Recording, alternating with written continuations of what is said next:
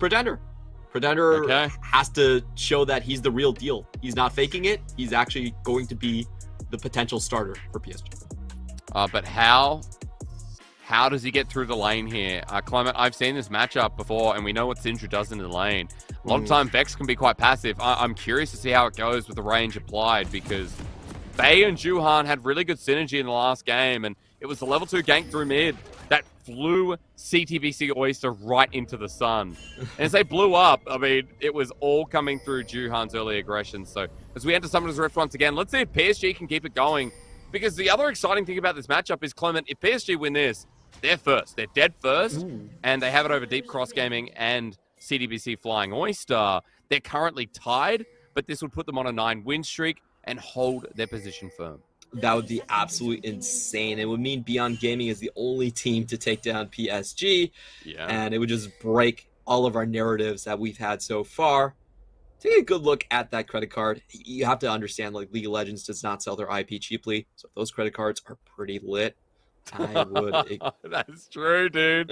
I've been looking for them. I don't think I have one in Australia. Oh man, I'm just saying that those credit cards are so amazing because they actually give you a cash rebate on stuff like Netflix and Uber Eat, and I use those every day. So it's like, oh my lord, free money. Wow. How do I get this in Australia? What are you telling me this now, dude? Yeah. It also has Disney Plus too, so it basically covers all your streaming needs and your food needs, and you also get a rebate for the Play Store games.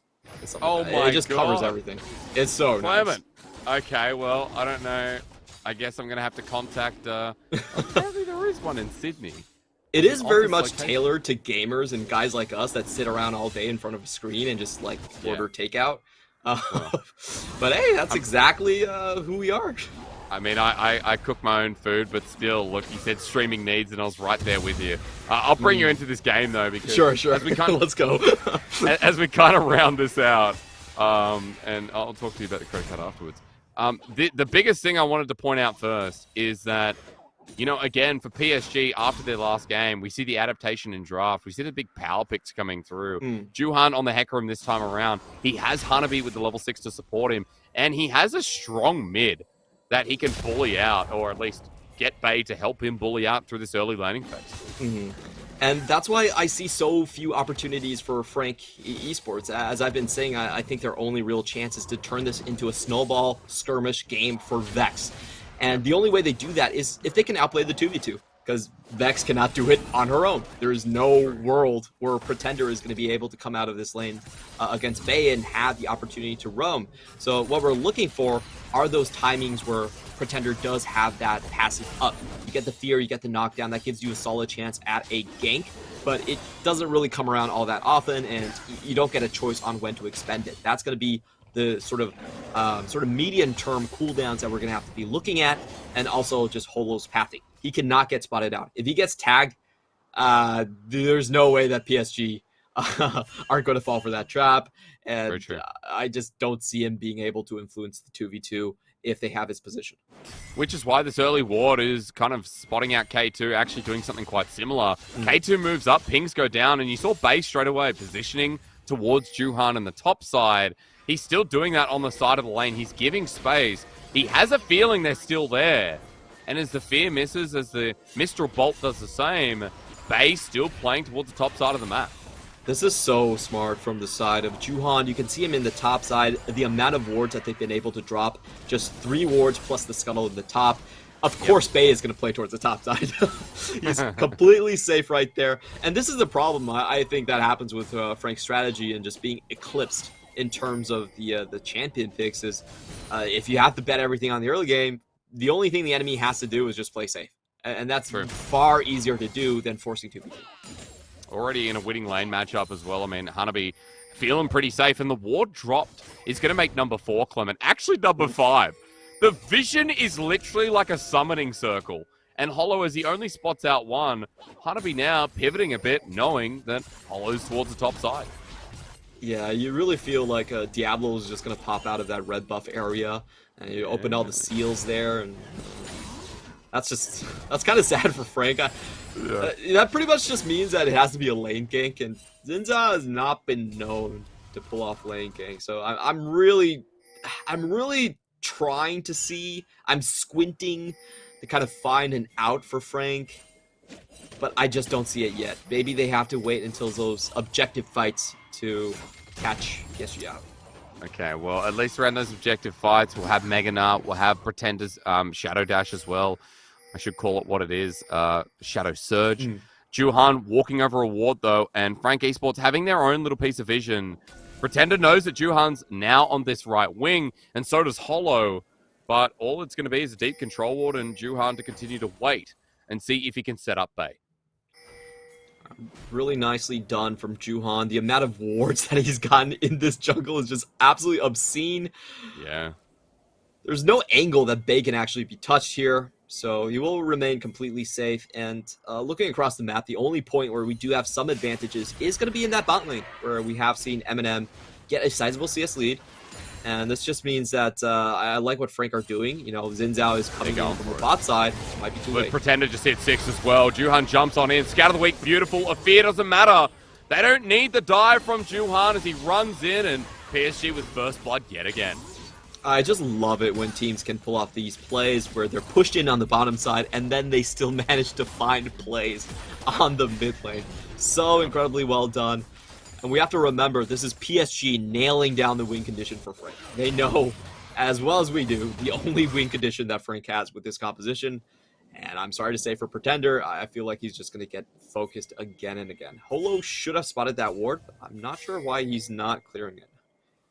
Either leaving it to K2 or was looking somewhere else and just didn't pay attention.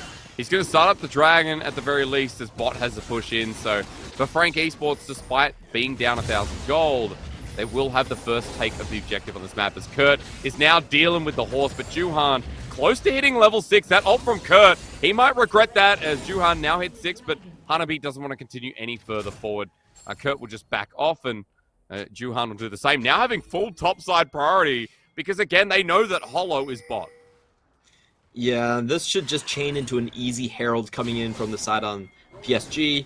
I do have an interesting stat that I pulled today. Currently in the PCS, if you rank the teams by their Herald control rate, you get the exact standings. It's not even a placement off. That's just how important Herald control has been so far in this game. So I do expect that play to sort of develop here. Unless Frank can find something. It really is down to Holo, and I feel like he needs to do a lane gank, but he also needs to do a lane gank where Juhan can't counter because he is down a level at this point. I mean, he keeps walking over vision. There's more. Every step of the way, Holo tracked out, and Bay, of course, is going to be backing off, does some good damage to the jungler. And 10 seconds before this Rift Herald spawns, Clement, we have Juhan who's able to go back and get a Bummy Cinder. It's only a double longsword for Holo. And I'm tracking the buybacks here because it feels like there is a mixed damage profile coming through. Hanabi close to getting to that Trinity Force, but Eminem with an item advantage in the bottom lane. We'll see if it makes a difference. There's red buff to be stolen, yes, from Hollow. Juhan has to ulti out, and you know what? For Frank Esports, this invade, this turns the tides. That was a great win from the side of Frank. They get the red buff, and I think most importantly, they force away the huge combo piece from Juhan. You don't want to get caught in cannon barrage with Onslaught of Shadows. That's just the fear timer and the damage ticks going down on you is going to be very painful. So I think they buy themselves a chance to turn back their fortunes on the upcoming Herald.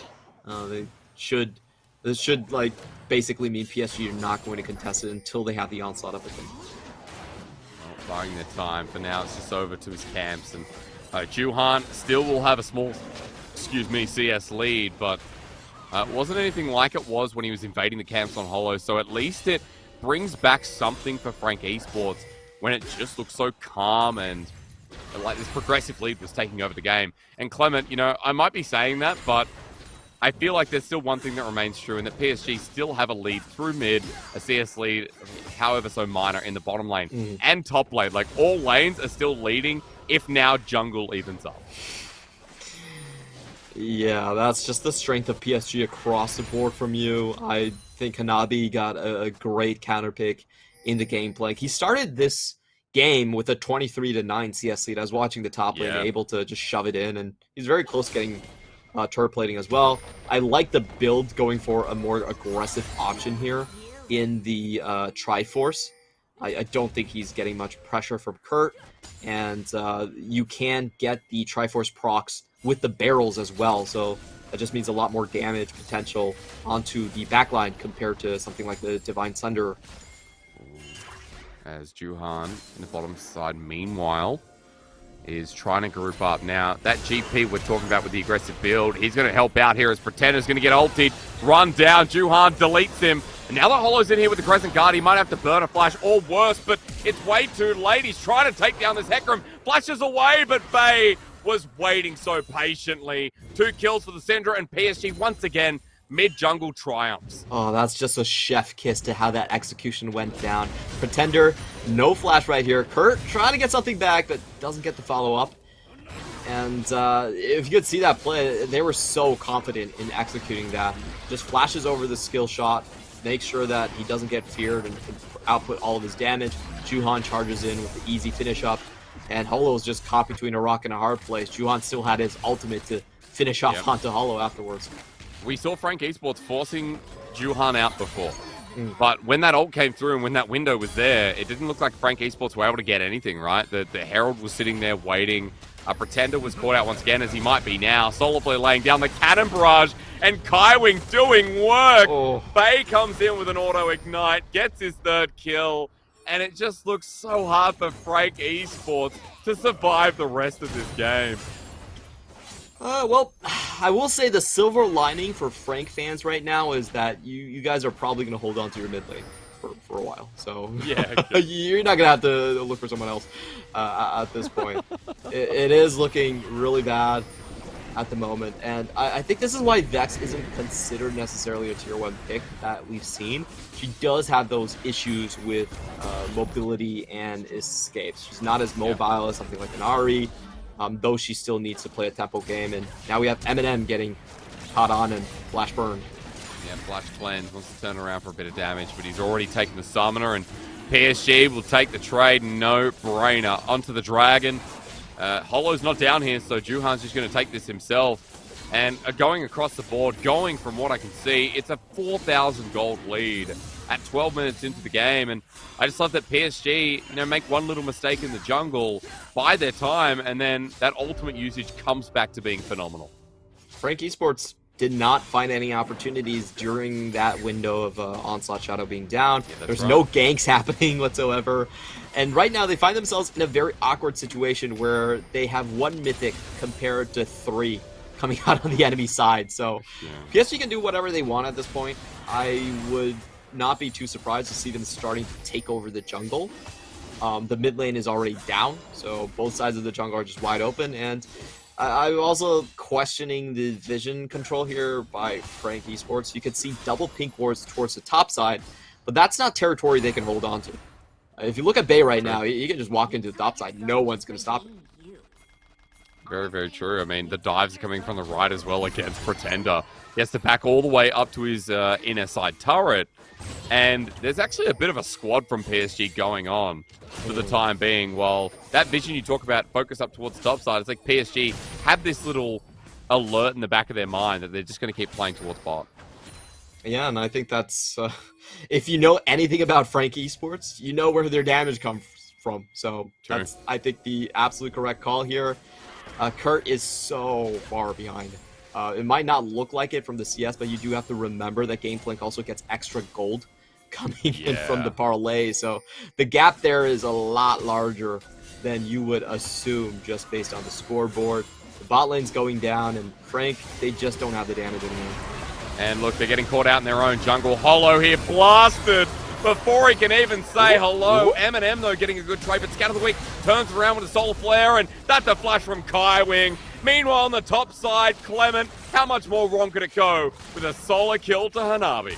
How did he get a solo kill without even using the ultimate? I need to watch that again. That's just kind of ridiculous in my mind. He didn't even flash. What? I don't know, dude, but teleport was used by both, so we're going to find out very shortly what happened up there. Is he just got the turret too? 5,000 now the lead. PSG are certainly looking like the best team in the league. As we watch again, oh no! Oh no!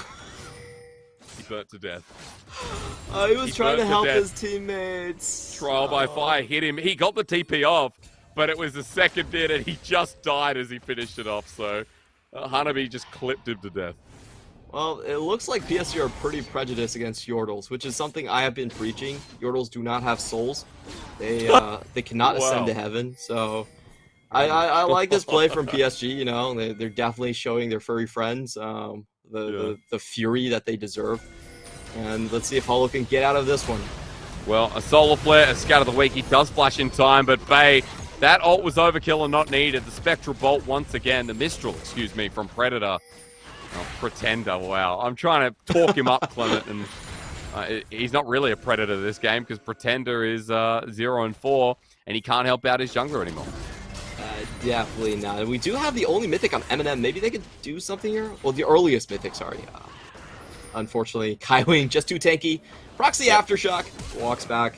Completely fine. Oh no, Kurt. Run. Run, Kurt. It's happening again. Doesn't have ulti though, but Hanabi has Flash. Grasp was not sought out, and the Pretender sits under turret. Look, one lane bad. This lane looking just as horrible. A Pretender gets hit. There's the ultimate coming through. The fear, no. Everfrost dodged away from Unified. Didn't even burn the flash. It was simply a heal. And now Pretender has to get out of it. Come on, that's ridiculous. You gotta show the mid laner some respect at this point. It's kind of weird to see a mid laner being on the same level as Unified.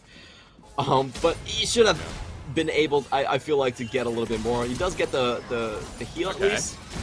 Navi? Let's go Eminem. Bit of movement speed here for Hanabi, and Eminem has his flash in about 10 seconds. Ulti with an orange, and unfortunate. Eminem, the strongest player you talked about, but he can't kill Hanabi, and Clement with 8-1 on the scoreboard. It looks like PSG is seeking out more blood.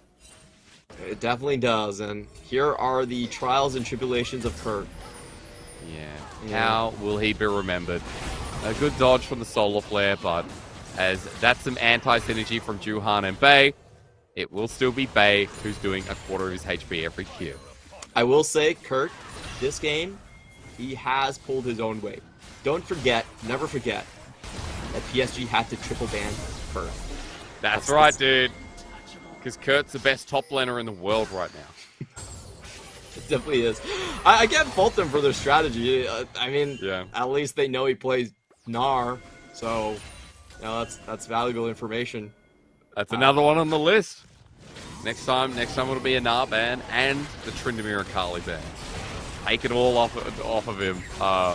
Because look, it's either way, it's been rough. He's been versing Hanabi's like one of his best picks.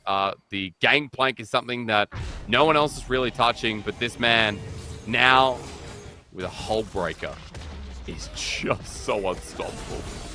Yeah, the Navi basically turned around and told Kurt, "I'm the captain now." Takes away his hat and just sails off into the sunset with all of his gold and his bounties. So yeah, we've laid this game out from the very start of draft that there was very few win conditions Frank Esports could rely on. And, being an honest caster here, I think we have come to the point where we have exhausted all those possibilities. We have. We looked for options. Again, you talked about how strong the early game had to be, like the skirmishes from Pretender, from Hollow, how it all syncs up. None of that's happened. The laning phase again from Bay, influenced by Juhan, has been a great deal of focus, and the rest as Interrupt comes through, and Kurt gets ulted out. Hang on, he survives, but how much longer? And, okay, wait, and yeah, he's gonna die. We're looking over here now as Bay finally picks up that kill on the top side. Polo with his ulti, K2 left alone. A good Moonlight Vigil from Eminem though, but Kaiwing, as he buys time, is giving that space to Unified. The fear not coming through, he's stunned up. This is not the same Vex game from Pretender as Unified resets again, and PSG have still won another fight. A 4-for-1 trade in their favor. Eminem put up a good fight. He got that one kill down, but as the rest of the members of PSG started to congregate, there was really no chance here. I'm not sure what you do in this spot when you're Frank Esports. Like, the game is already beyond 10,000 gold.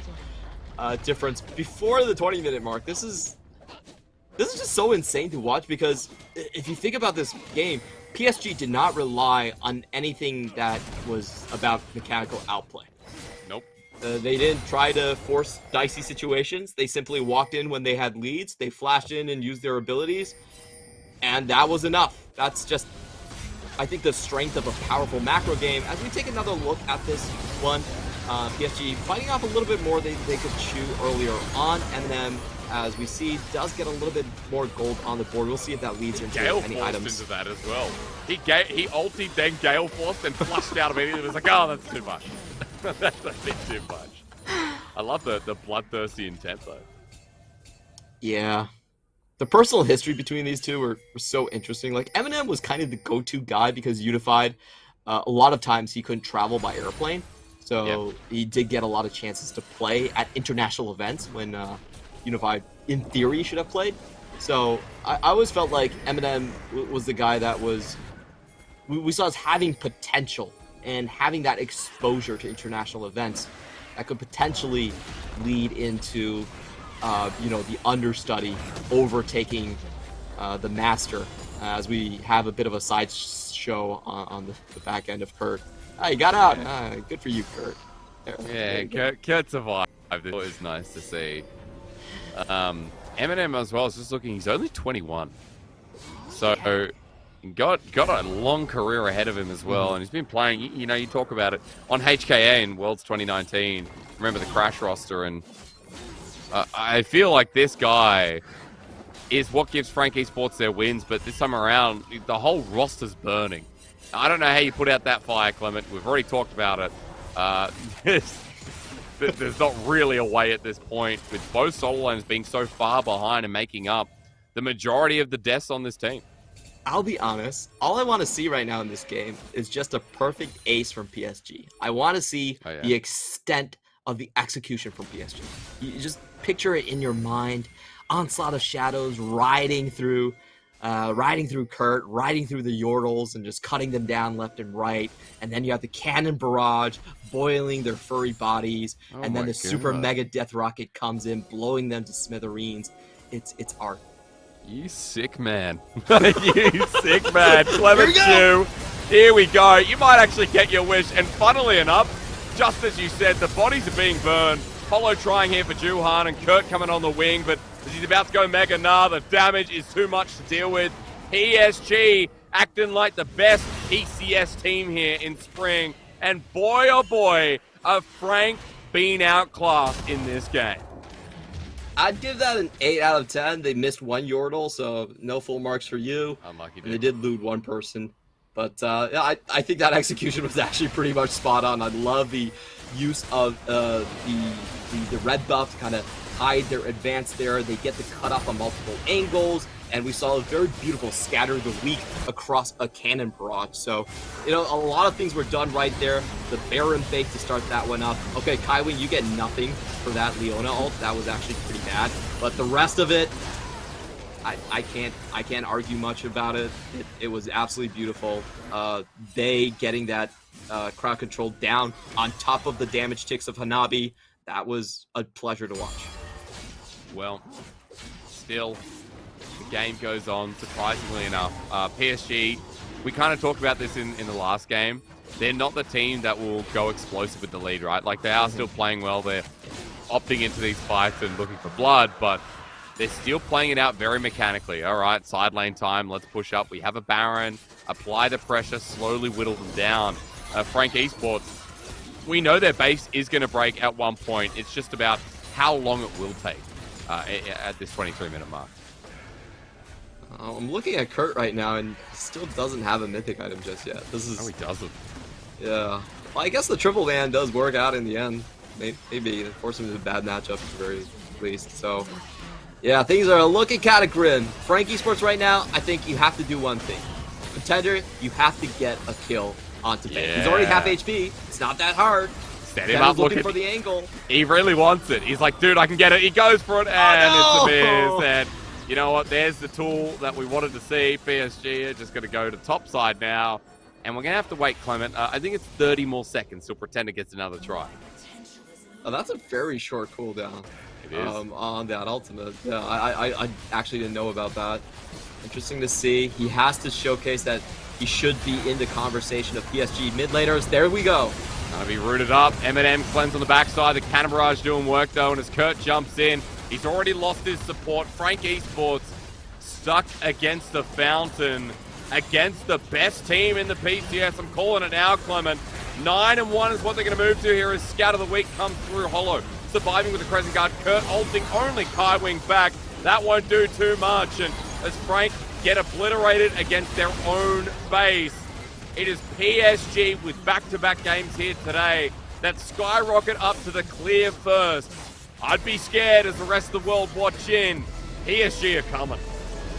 PSG are coming for the top spot.